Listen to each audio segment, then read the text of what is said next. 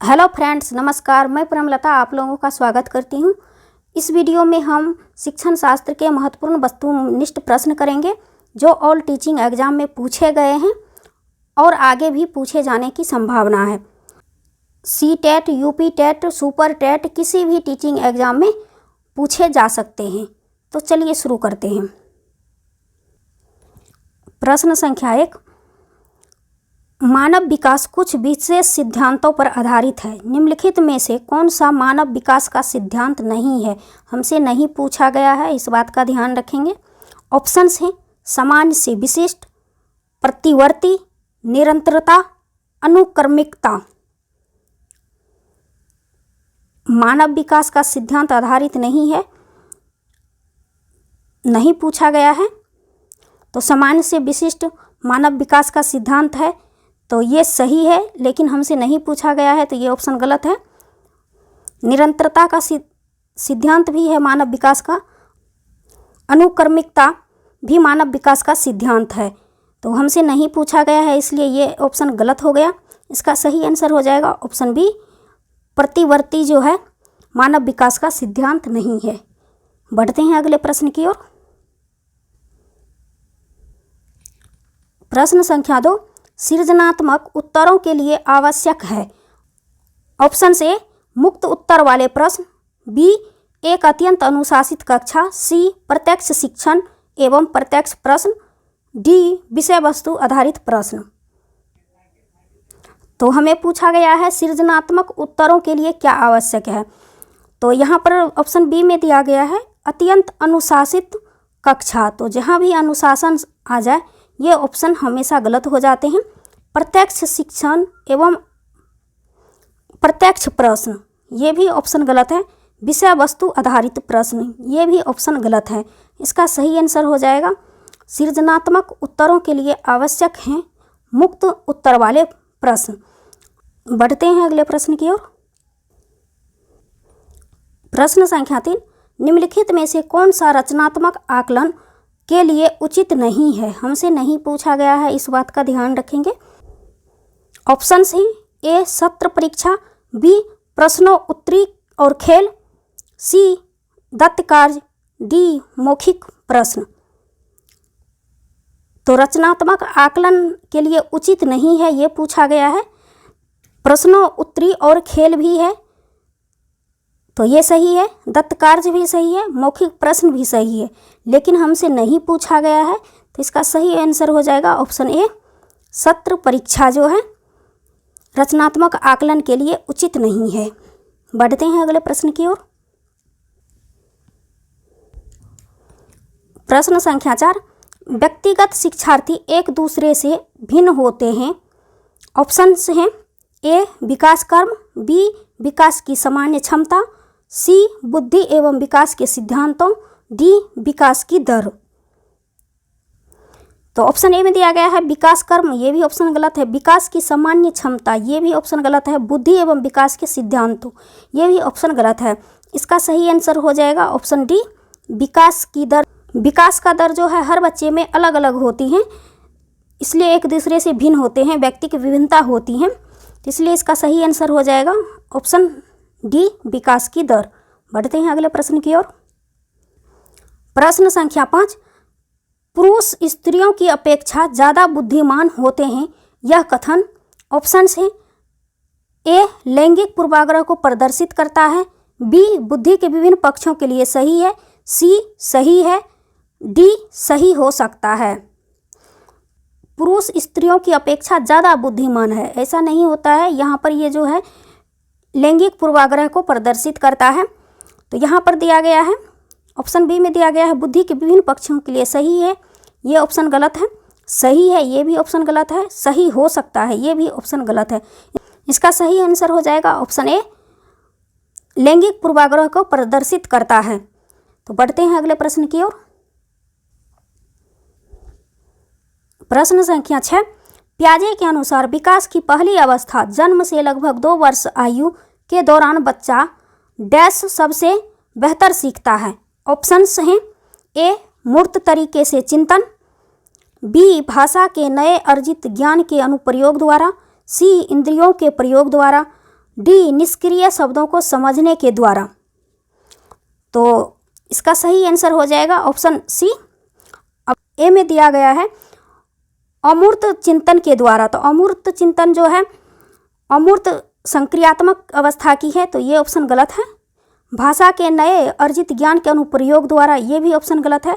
यहाँ पर आप देख सकते हैं निष्क्रिय आ गया है, निष्क्रिय शब्दों को समझने के द्वारा, ये भी ऑप्शन गलत है। इसका सही आंसर हो जाएगा ऑप्शन सी।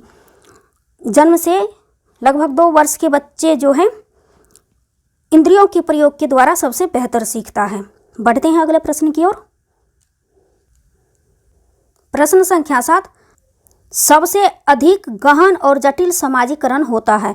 ऑप्शन है ए पूर्व बालावस्था के दौरान, बी प्रौढ़ावस्था के दौरान, सी व्यक्ति के पूरे जीवन में, डी किशोरावस्था के दौरान। सबसे अधिक गहन और जटिल समाजीकरण पूछा गया है, तो ए में दिया गया है पूर्व बाल अवस्था के दौरान, तो ये ऑप्शन गलत है। प्रौढ़ा अवस्था के दौरान, ये भी ऑप्शन गलत है। व्यक्ति के पूरे जीवन में, ये भी ऑप्शन गलत है। इसका सही आंसर हो जाएगा सबसे अधिक गहन और जटिल समाजीकरण होता है किशोरावस्था में। किशोरावस्था को तूफानों की अवस्था भी कहा जाता है। तो बढ़ते हैं अगले प्रश्न की ओर। प्रश्न संख्या 8, आनुवंशिकता को डैश सामाजिक संरचना माना जाता है। ऑप्शंस हैं ए गत्यात्मक, बी अस्थिर, सी प्राथमिक, डी गौण। तो आनुवंशिकता को सामाजिक संरचना माना जाता है, ये पूछा गया है।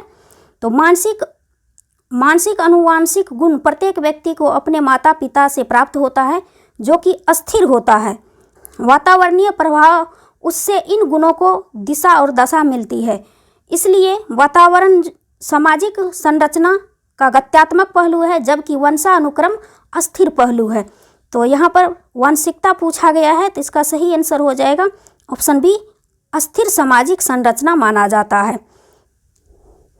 प्रश्न संख्या 9, सीखने का वह सिद्धांत जो पूर्ण रूप से केवल अवलोकनीय व्यवहार पर आधारित है, सीखने के सिद्धांत से संबंध है। ऑप्शंस हैं ए व्यवहारवादी, बी रचनावादी, सी संज्ञानवाद, डी विकासवादी। यहाँ पर पूछा गया है केवल अवलोकनीय व्यवहार पर आधारित है, सीखने के सिद्धांत से संबंधित है। तो रचनावादी भी नहीं होगा, संज्ञानवाद भी नहीं होगा, विकासवादी भी नहीं होगा। इसका सही आंसर हो जाएगा व्यवहारवादी, ऑप्शन ए। बढ़ते हैं अगले प्रश्न की ओर। प्रश्न संख्या 10, छोटे शिक्षार्थियों में निम्नलिखित में से कौन सा लक्षण पठन कठिनाई में नहीं है। हमसे नहीं पूछा गया है, इस बात का ध्यान रखेंगे। ऑप्शन से ए शब्दों और विचारों को समझने में कठिनाई, बी सुसंगत वर्तनी में कठिनाई, सी वर्ण एवं शब्द पहचानने में कठिनाई, डी पठन गति और प्रभाव में कठिनाई। तो हमें पठन कठिनाई नहीं है पूछा गया है, तो शब्द और विचारों को समझने में कठिनाई पहला ही ऑप्शन सही हो जाएगा, क्योंकि हमसे नहीं पूछा गया है। बाकी ऑप्शन देख लेते हैं। सुसंगत वर्तनी में कठिनाई, ये ऑप्शन सही है, ये पठन कठिनाई के लक्षण है। वर्ण एवं शब्दों को पहचानने में कठिनाई, ये भी कथन सही है। पठन गति और प्रभाव में कठिनाई, ये भी कथन सही है। प्रश्न संख्या 11, चिंतन अनिवार्य रूप से है एक। ऑप्शन हैं ए संज्ञानात्मक गतिविधि, बी मनोगतिक प्रक्रिया, सी मनोवैज्ञानिक परिघटना, डी भावात्मक व्यवहार। तो चिंतन चूंकि मानसिक स्तर पर होता है और इसमें अनुभवों, कल्पना, सूचनाओं को सम्मिश्रण होता है, एक नया रूप ग्रहण करता है, इसलिए इसे एक संज्ञानात्मक गतिविधि माना गया है। तो मनोगतिक प्रक्रिया नहीं होगा, मनोवैज्ञानिक परिघटना भी नहीं होगा, भावात्मक व्यवहार भी नहीं होगा।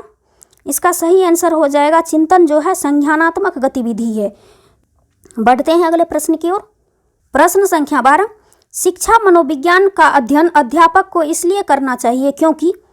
ऑप्शन हैं ए इससे वह दूसरों को प्रभावित कर सके, बी इससे वह अपनी परीक्षाओं में प्रथम आ सके, सी इसकी सहायता से अपने शिक्षण को अधिक प्रभावशाली बना सके, डी इससे शिक्षक को आत्मसंतुष्टि मिल सके।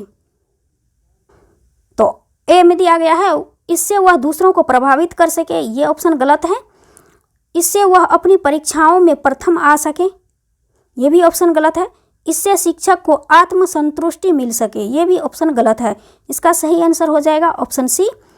शिक्षा मनोविज्ञान का अध्ययन अध्यापक को इसलिए करना चाहिए क्योंकि इसकी सहायता से अपने शिक्षण को अधिक प्रभावशाली बना सके। बढ़ते हैं अगले प्रश्न की ओर। प्रश्न संख्या 13, विकास शुरू होता है। ऑप्शन है ए उत्तर बालावस्था से, बी प्रसव पूर्व अवस्था से, सी शैशवा अवस्था से, डी बाल्य अवस्था से। तो उत्तर बालावस्था भी नहीं होगा, शैशवा अवस्था भी नहीं होगा, पूर्व बालावस्था भी नहीं होगा। इसका सही आंसर हो जाएगा ऑप्शन बी, प्रसव पूर्व अवस्था से विकास शुरू होता है।